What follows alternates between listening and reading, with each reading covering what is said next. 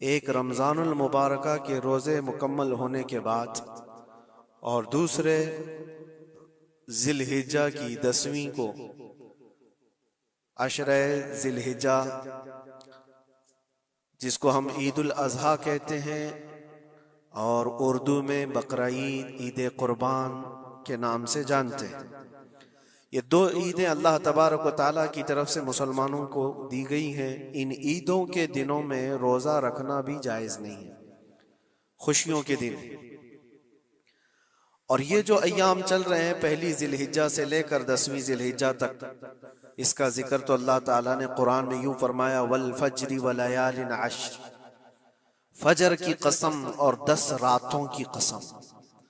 और वह 10 रातें कौन सी हैं? पहली ज़िलहिज्जा से लेकर 10वीं ज़िलहिज्जा तक की रात। ये 10 रातें इतनी अजमत वाली हैं कि अल्लाह खुद इनकी कसम फरमा रहा है, अल्लाह इनकी कसम याद फरमा रहा है। और इन अय्याम में जो आमाल किए जाते हैं अल्लाह की बारगाह में मकबूल होते हैं। ये हुर्मत वाले महीनों में से एक महीना है। ज़माने जाहिलियत में भी इन महीनों में जंग व जिदाल नहीं किया जाता था। कोई भी जंग चल भी रही हो तो ये महीने आते तो जंग रोक दी जाती थी, क्योंकि ये हुर्मत वाले महीने। तो ज़िलहिज्जा के महीने में हम और आप अभी अपनी जिंदगी की सांसें ले रहे हैं, लेकिन कुर्बानी के मुताल्लिक जैसे कि लोगों के दिलो दिमाग में एक कॉन्सेप्ट और फिर फैलाया हुआ एक कॉन्सेप्ट और इस्लामी कॉन्सेप्ट, तीनों में क्या चीजों का फर्क है? इस्लाम कौन सी कुर्बानी चाहता है? लोगों ने क्या प्रोपेगेंडा फैलाया है और अवाम के जहन में क्या बैठा हुआ है? तीनों को हम थोड़ा सरसरी नजर से देखते हैं। सबसे पहली चीज तो ये है, इस्लाम जिस कुर्बानी की बात कर रहा है, कुरान में अल्लाह फरमाता है, लन यनालल्लाह लुहुमुहा वला दिमाउहा, न तुम्हारा गोश्त न तुम्हारा बहाया हुआ खून अल्लाह तक पहुंचता है, वलाकिन यनालुहु तक़वा मिनकुम, बल्कि उसके पीछे जो तुम्हारा तक़वा है वो अल्लाह तक पहुंचता है। तुम्हारी नीयत देखी जा रही है, तुम्हारा इखलास देखा जा रहा है। इसीलिए कहा गया कोई गोश्त खाने की नीयत से कुर्बानी करता है तो उसकी कुर्बानी होगी ही नहीं। गोश्त की नीयत से अगर किसी ने कुर्बानी किया उसकी कुर्बानी ही नहीं है। या फिर अगर ज़बह करने के बाद बेचने की नीयत किया गोश्त में से कुछ हिस्सा, वो तिजारत की नीयत किया हुआ है, तब भी उसकी कुर्बानी नहीं है। कुर्बानी सिर्फ वो है जो खालिस अल्लाह की रजा के लिए करे, जो अल्लाह ताला ने हुक्म फरमाया मुझे और अल्लाह करीम के हुक्म पर अमल पैरा होते हुए मैं कुर्बानी कर रहा हूँ, इस नीयत के साथ जिसने कुर्बानी किया उसकी कुर्बानी कबूल है। यह इस्लाम चाहता है आपकी कुर्बानी। और लोगों के दिलो दिमाग में जो अक्सर बैठा हुआ है वो ये है कि मौसम आ रहा है, सब कर रहे हैं तो हमको भी करना चाहिए। और कुछ लोग फैशन के तौर पर, कुछ लोग बच्चों की जिद पर कुर्बानी कर गए। ये लोगों के ज़हन और दिमाग में बैठा हुआ है। नहीं मेरे अजीजों, जो मालिक निसाब है उस पर कुर्बानी वाजिब है। यहाँ तक कि अल्लाह के नबी सल्लल्लाहु अलैहि वसल्लम ने इरशाद फरमाया, इस्तिताअत होने के बाद, मालिक निसाब होने के बाद जिसने कुर्बानी नहीं किया, हुजूर फरमाते वो हमारी ईदगाह के करीब भी ना आए। हुजूर अकरम सल्लल्लाहु अलैहि वसल्लम फरमाते वो हमारी ईदगाह के करीब ना आए। उसके लिए दुनिया में ये वईद है तो आखिरत में उसका अजाब और है। तीसरी चीज, जो प्रोपेगेंडा क्या फैला हुआ है कुर्बानी को लेकर, एक बहुत बड़ा प्रोपेगेंडा है। इस्लाम के खिलाफ कुछ भी बात फैलाने के लिए लोगों को सिर्फ एक छोटी सी सुई चाहिए कि उनका एक फैलाया हुआ ये प्रोपेगेंडा कि लाखों हजारों एनिमल्स इसमें काट दिए जाते हैं, ज़बह कर दिए जाते हैं, खून बहाया जाता है, इसका हासिल क्या होता है? जीवित चीजों को मार दिया जाता है। मेरे अजीजों, लोग ये बातें तो सिर्फ और सिर्फ इस्लाम के खिलाफ करने के लिए फैलाते हैं, जबकि मैं आपको बताऊं दुनिया के तकरीबन मज़ाहिब में कुर्बानी का कॉन्सेप्ट, कहीं देवता को कुछ पेश करना हो गया है, कुर्बानी का कई जगहों पर यह कॉन्सेप्ट मौजूद है, लेकिन कोई अपने गरेबान में झांकता थोड़ी ना, दूसरे के घर में झांकने की आदत ज्यादा होती है। इस्लाम की कुर्बानी लोगों को नजर आती है कि मुसलमान जितना प्रैक्टिकल है अपने दीन पर, दुनिया में कोई भी अपने दीन पर इतना प्रैक्टिकल नहीं है। कोई भी अपने दीन पर इस तरह पाबंदी से अमल करने वाला मिलता नहीं। जलन इसी बात की तो है कि कोई पोस्टर नहीं लगाते, कोई ऐलान नहीं करते और जुमा में पूरी सफे इनकी भरी नजर आती। कौन तुम्हें प्रचार करके जुमा में बुलाता है? वो खालिक कायनात की तरफ से तुम्हारा जो लगाव है, वो जो तुम्हें खींच कर घरों से मस्जिदों में लाता है। फितनों का दौर है, उसके बावजूद जुमा में कोई भी मस्जिद ऐसी नहीं होगी जो खाली पड़ी हुई। मुसलमान आज के दौर में भी अपने दीन पर अमल पैरा है और ये तकलीफ का सबब बन जाता है दूसरों के लिए। इसी तरह कुर्बानी के अय्याम आते हैं तो कुछ मॉडर्न ख्यालात वालों को ला करके हमारे दरमियान पेश किया जाता है। वो ऐसी मीठी मीठी बातों के जरिए से तुम्हें लुभाने की कोशिश करें। इतने पैसे खर्चा करने के, 40,000 का 50,000 का बकरा लेने से बेहतर है किसी गरीब को मदद कर दिया जाए, किसी का घर बना दिया जाए, किसी का राशन पहुंचा दिया जाए। मियाँ वो साल भर हम करते हैं अल्हम्दुलिल्लाह, कुर्बानी के दिनों में ही क्यों? अल्लाह के नबी सल्लल्लाहु तआला अलैहि वसल्लम की हदीस सुन। हुजूर पाक सल्लल्लाहु तआला अलैहि वसल्लम फरमाते हैं, कुर्बानी के दिन यानी जिलहिज्जा की 10, 11 और 12, ये 3 दिनों के अंदर हुजूर फरमाते हैं कोई अमल दुनिया में कुर्बानी से ज्यादा अहमियत अल्लाह के नजदीक नहीं रखता। कोई अमल अल्लाह को इससे ज्यादा प्यारा नहीं है कुर्बानी।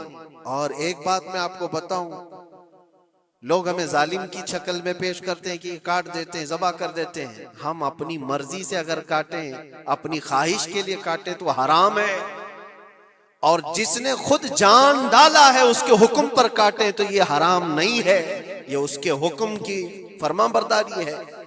एक बात याद रखो, जानवर तो ये बकरा हो, भैंस हो, ऊंट हो, जिनकी कुर्बानियां होती हैं ये अलग। जो मछली खाते हैं उसमें भी अगर कोई इंटरटेनमेंट के लिए शिकार करता है कि अपनी तफरीह कल्ब के लिए, तो उस मछली का शिकार करना भी हराम है। हाँ, खाने की नीयत है, तिजारत की नीयत है, तो मकसद के तहत अगर मछली पकड़ रहा है तो उसके लिए जायज है। इस्लाम यूं ही किसी चीज की जान लेना और खून बहाने का हुक्म नहीं देता। अल्लाह तबारक व तआला का हुक्म है और उसने कायनात को जिस अंदाज से बनाया है, इन जानवरों को अल्लाह ताला ने हमारे खाने के लिए बनाया है, जिसकी वजह से ये कुर्बान किए जाते हैं। और अगर मैं कहता हूं सारे जानवरों की कुर्बानी बंद करके देख लो, फिर जानवर ही रहेंगे, तुम्हारा रहना मुश्किल हो जाएगा। इस्लाम की ये कुर्बानियां तो साल में एक मर्तबा होती है ना, जो एक दिन की जाती है, 10वीं जिलहिज्जा से 12वीं को। अगर नौजवानों में एक दावत देता हूं, जाओ, आज तो AI का जमाना है, कुछ भी पूछो तो ला करके तुम्हारे सामने रख देगा सारा डेटा। जरा ये भी डेटा निकाल करके देख लो कि साल भर में KFC में कितनी चिकन ज़बा होते हैं पूरी दुनिया भर में पर डे। मैकडोनल्ड सिर्फ चिकन ही नहीं बेचता, गाय का गोश्त भी बेचता है पूरी दुनिया भर में, जिसको यहाँ पर भी बहुत सीने से लगा करके रखे गए हैं। पूरी दुनिया भर में उनका इस्तेकबाल है, क्योंकि अमेरिकन कंपनियां हैं, बाप दादा की कंपनियां हैं, इनको कोई आंख नहीं दिखा सकता। और इंटरनेट के डेटा के हिसाब से पर डे 68,000 गाय तो मैकडोनल्ड ज़बा करता है। पर डे की बात कर रहा हूं, साल भर की नहीं। साल भर इनका डेटा बहुत ज्यादा है, मिलियंस में है, और 1 बिलियन से ज्यादा चिकन वहां पर भी कुर्बान होती हैं जो फ्राइड चिकन खाते हैं। ये तो एक कंपनी की बात कर रहा हूं, ऐसी बहुत सारी कंपनियां हैं। तो कभी किसी ने ये जानवरों की मोहब्बत उमड़ उमड़ करके आती है, साल भर जो कुर्बान हो रहे हैं, कभी किसी ने ऑब्जेक्शन नहीं किया कि ये सारे आउटलेट्स बंद क्यों नहीं कर दिए जाते। ये सारी दुकानें क्यों नहीं बंद कर दी जाती जो साल भर ज़बा कर रहे हैं? हाँ, हो सकता है मैकडोनल्ड यहाँ नहीं ज़बा करता गाय को, क्योंकि यहाँ पता है हालात सही नहीं है, लेकिन दूसरी जगह पर जाकर देखें, सब जगह पर बीफ आसानी से उनके यहाँ मिलता है। मैं ये बातें सिर्फ और सिर्फ ये इसलिए कह रहा हूं, फैलाया हुआ प्रोपेगेंडा क्या है? जानवरों से मोहब्बत ये सिखाएंगे हमें? अल्लाह के नबी सल्लल्लाहु ताला अलैहि वसल्लम फरमाते हैं, बनी इसराइल की एक खातून को मैंने जहन्नम में देखा। किस बुनियाद पर? फरमाते हैं वो इबादत गुजार थी, जाहिदा थी, परहेजगार थी, लेकिन एक बिल्ली पाली हुई थी और उसने कभी इबादत करनी होती तो 2-2 दिन 3-3 दिन तक अपने कमरे में गोशा नशीन हो जाती थी अकेली, और उसने अपनी बिल्ली को एक जगह पर गले से रस्सी लगाकर बांध दी और 3 दिन तक वो अपनी इबादत में रही, मसरूफ रही। और 3 दिन के बाद उसे ख्याल आया तो जाकर देखी बिल्ली मर चुकी थी। हदीस पाक में, सही हदीस है, अल्लाह के नबी सल्लल्लाहु अलैहि वसल्लम फरमाते सिर्फ इस बुनियाद पर अल्लाह तबारक व तआला वो इबादत करने वाली औरत को जहन्नम में भेज दिया। जो मेरी मखलूक पर रहम नहीं करता वो रहम के काबिल नहीं है। ये सिखाएंगे हमें जानवरों पर रहम करना? हम जिस जानवर को ज़बह करते हैं वो अल्लाह के हुक्म से करते हैं, उसके अलावा किसी भी जानवर को जुल्म करना, अल्लाह के नबी सल्लल्लाहु ताला अलैहि वसल्लम की हदीसों में से ये है कि जानवर पर जुल्म करना जिम्मी पर जुल्म करने से बड़ा है। और जिम्मी क्या है? जिम्मी वो जो मुसलमानों के मुल्क में अमन के साथ रहने के लिए रिक्वेस्ट किया हुआ हो और इस्लामी हुकूमत उसे अमन दी हुई हो। और अल्लाह के नबी सल्लल्लाहु अलैहि वसल्लम फरमाते हैं, मुसलमान पर जुल्म करने से ज्यादा बड़ा जुल्म जिम्मी पर जुल्म करना है, और उससे बड़ा जुल्म जानवर पर जुल्म करना है। ये मेरे आका के फरमान है। नबी अकरम सल्लल्लाहु अलैहि वसल्लम ने फरमाया, और रहमतुल लिल आलमीन है। और एक बड़ी बात मैं आपको बताऊं, जो ये फैलाया जाता है कि जानवरों पर जुल्म जुल्म, सैयदना इमाम गजाली रहमतुल्लाह ताला अलैह की एक बात मैं पढ़ रहा था, हुज्जतुल इस्लाम, जिनकी किताबें पढ़ करके लोग अल्लाह के वली बन गए। इमाम गजाली का नाम सुना है? इतनी किताबें उन्होंने लिखा, तसव्वुफ के इमाम हैं, इल्म कलाम के इमाम हैं, मंतिक के इमाम हैं, फिक़ह और तसव्वुफ के इमाम हैं, बेशुमार उलूम व फनून के दरिया बहाए हैं। उस हुज्जतुल इस्लाम इमाम गजाली रहमतुल्लाह अलैह के इंतकाल के बाद उनके भाई ने उनको ख्वाब में देखा और पूछा, आपके साथ अल्लाह ने क्या मामला फरमाया? इमाम गजाली फरमाते, अल्लाह ने मुझे बख्श दिया, मेरी लिखी हुई किताबें, मेरी इबादतें, हजारों को जो मैंने पढ़ाया वो शागिर्द, ये सारी चीजों की वजह से नहीं, बस एक काम की वजह से। पूछा वो कौन सा काम? कहा एक बार मैं किताब लिख रहा था और सियाही में कलम डुबो करके लिखा जाता था, और सियाही जो बनती थी वो फलों के रस से निकाल करके, और लकड़ी का कलम उसमें डुबो करके लिखा जाता था। तो मैं लिख रहा था कि एक मक्खी आकर सियाही पर बैठ गई। मैं अपना कलम रोक लिया कि हो सकता है वो प्यासी हो, पी कर चली जाए। काफी देर तक वो मक्खी उस सियाही पर बैठी रही, और पी करके जब वो उड़ गई तो फिर मैं अपना कलम चलाता रहा। ये बात तो जिंदगी में आई और गई, मैंने तो इसको छोटा समझा था, लेकिन मेरी मौत के बाद रब तबारक व तआला ने मुझे उठाकर फरमाया, जिसने मेरी छोटी मखलूक पर रहम किया, बस इस नेकी की बुनियाद पर मैं तुझे जन्नत अता करता हूं। एक जानवर पर रहम करने की बुनियाद पर, एक जानवर पर रहम करने की बुनियाद पर। और हदीस पाक में, सही हदीस पाक में ये भी है, एक तवाइफ थी जिसने मरते हुए कुत्ते को बचाया था पानी पिलाकर, और उस बुनियाद पर उसकी बख्शिश हो गई। तवाइफ थी और रहम किया जानवर पर तो उसकी बख्शिश हो गई। मैं इस्लाम की वो चीजें तुम्हें बता रहा हूं जो दुनिया तुम्हारे सामने ये चीजें लाने से आजीज है और कासिर है। यहां तक कि अल्लाह के नबी सल्लल्लाहु ताला अलैहि वसल्लम ने फरमाया, जानवर पर अगर तुमने जुल्म किया है तो जिस तरह से जुल्म करोगे क़यामत के दिन ये अपने सींगों के साथ, अपने खुरों के साथ उठेगा, और उसी तरह से उसका बदला भी दिलाया जाएगा। वो तुम्हें मारेगा क़यामत के दिन और बदला लेगा। ये भी हदीस पाक में। जानवर अलैहि वसल्लम के पास एक सहाबी आए, ऊंट पालते थे। कहा एक ऊंट बहुत सरकश हो गया है, और जब ऊंट सरकश हो जाता है ना, किसी की खोपड़ी खींच लेता है। हाँ, वो उसी वक्त सर को पकड़ लिया तो आदमी वहीं खत्म हो जाए। वो किसी के काबू में नहीं आ रहा था, हुजूर के पास आए। रसूल पाक सल्लल्लाहु अलैहि वसल्लम ने फरमाया चलो मैं चलता हूँ, देखता हूँ। सहाबा कहते हैं हुजूर जब चलने लगे तो हमें खौफ हुआ, डर हुआ कि ये ऊंट बिदक गया है, सरकश है, कहीं कुछ नुकसान ना पहुंचाए। और तन्हा मेरे मुस्तफा सल्लल्लाहु अलैहि वसल्लम आगे बढ़ते चले गए। सहाबा कहते हैं हमें डर लग रहा था, लेकिन मेरे अजीजों वो रहमतुल लिल आलमीन है, सबकी रहमत बनकर आए। नबी पाक सल्लल्लाहु ताला अलैहि वसल्लम जब करीब गए तो ऊंट कोई सरकशी नहीं किया, कुछ नहीं। हुजूर पाक सल्लल्लाहु ताला अलैहि वसल्लम के चेहरे के पास अपना मुंह करता है और अपनी जुबान को चपड़ चपड़ चपड़ करते हुए अपनी जुबान हिला रहा है। और हुजूर पाक सल्लल्लाहु ताला अलैहि वसल्लम ऐसे सुनते जा रहे हैं जैसे किसी दानिश्वर की बात सुन रहे हैं। फिर नबी पाक सल्लल्लाहु अलैहि वसल्लम ऊंट के मालिक की तरफ मुतवज्जे हुए और कहा यह ऊंट तेरी शिकायत कर रहा है, ये ऊंट तेरी शिकायत कर रहा है। ये सरकश इसलिए हुआ कि तू इसकी ताकत से ज्यादा बोझ इस पर डालता है और खाना इसको कम दिया करता है। क्या ये बात सही है? वो जो बद्दू थे, जो ऊंट के मालिक थे, उन्होंने चेहरा झुका लिया और कहा वादा करता हूं हुजूर पाक सल्लल्लाहु अलैहि वसल्लम से कि उससे ज्यादा, उसकी ताकत से ज्यादा बोझ नहीं डालूंगा और उसका चारा, उसके खाने का इंतजाम रोजाना किया करूंगा। नबी पाक सल्लल्लाहु अलैहि वसल्लम ने उस ऊंट की रस्सी पकड़ी और मालिक को दे दिया। फिर वो ऊंट उसी तरह ताबेदार होकर निकल पड़ा।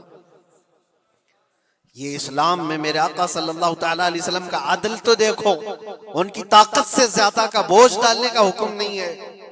और दुनिया ये प्रोपेगेंडा फैलाई हुई है कि यहाँ जानवरों को काटा जाता है। जो ज़िबाह करने का हुक्म है वो अल्लाह के हुक्म से। मेरे रब तबारक व तआला ने खुद जान डाली, हमारी जान का भी वही मालिक है, जानवरों के जान का भी वही मालिक। अगर अल्लाह का हुक्म ना होता तो हमें चूंटी मारने की भी इजाजत नहीं, अल्लाह का हुक्म ना होता तो हमें किसी को भी कुर्बानी करने की इजाजत नहीं होती। ये रब तबारक व तआला का हुक्म है, तो जाहिर सी बात है हम अल्लाह के बंदे हैं। रब तबारक व तआला जानवरों की कुर्बानी का हुक्म दिया, इसलिए हर साल बकरीद में मुसलमान कुर्बानी करते हैं। अगर अल्लाह चाहे तो अपने बेटों की कुर्बानी का भी हुक्म दे दे, और दिया है रब तआला ने, और वो भी करके दिखाया सैयदना इब्राहिम अलैहिस्सलाम। अल्लाह तबारक व तआला अगर हुक्म दे तो क्या तुम ऐसे मुसलमान नहीं हो?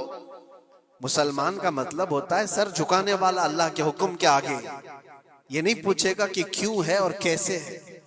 मुस्लिम कहते हैं अपना सर झुका दिया अल्लाह की बारगाह में, उसके हुक्म के आगे।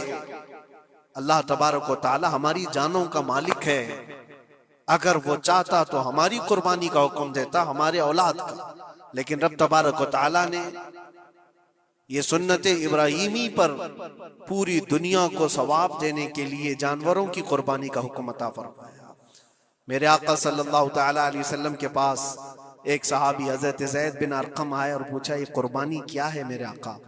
हुजूर अकरम सल्लल्लाहु अलैहि वसल्लम ने फरमाया जिस जानवर की की कुर्बानी करोगे उसके हर बाल के बदले तुम्हें अल्लाह एक नेकी अता फरमाएगा। जितने उसके जिस्म में बाल होंगे हर बाल के बदले अल्लाह तुम्हें एक नेकी अता फरमाएगा। और हुजूर अकरम सल्लल्लाहु ताला अलैहि वसल्लम ने ये भी इरशाद फरमाया कि तुम जानवर का इंतखाब अच्छा करो, इसलिए कि कल बरोज़े क़यामत पुल सिरात पर ये तुम्हारी सवारी बनकर आएगा, जिस पर बैठकर तुम जन्नत में जा रहे होगे।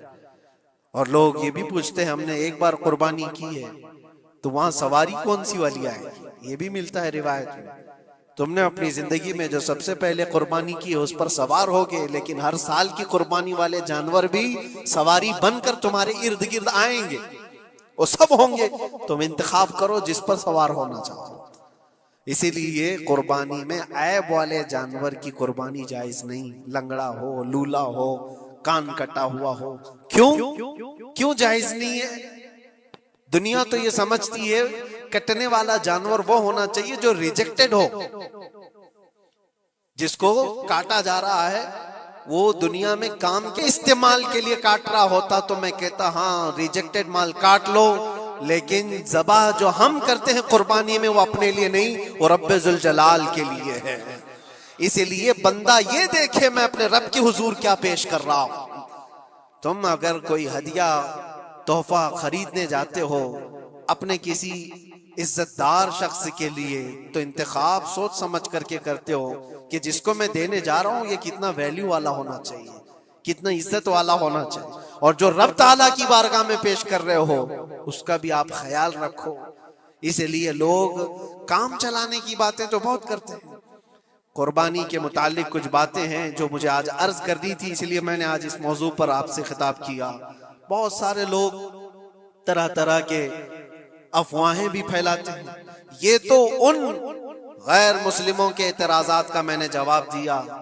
दुनिया भर में हमारे ऊपर इल्जाम कि ये लाखों जानवरों को ऐसी ज़बह कर देते, काट देते हैं, लेकिन मेरे अजीजों यही वो दुनिया है जो एक तरफ तो जानवरों की हिमायत और मोहब्बत की बात करती है और दूसरी तरफ इनके बड़े बड़े मल्टीनेशनल कंपनियां जानवरों को बेदरिग ज़बह करते हैं, कत्ल कर रहे हैं और खाने में भी इस्तेमाल कर रहे हैं।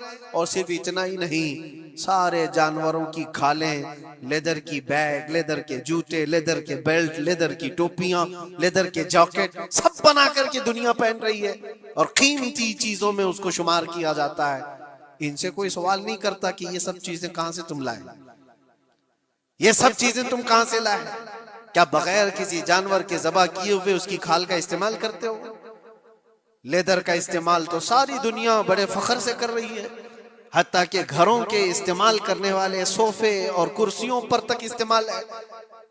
अपनी बैठने वाली गाड़ियों में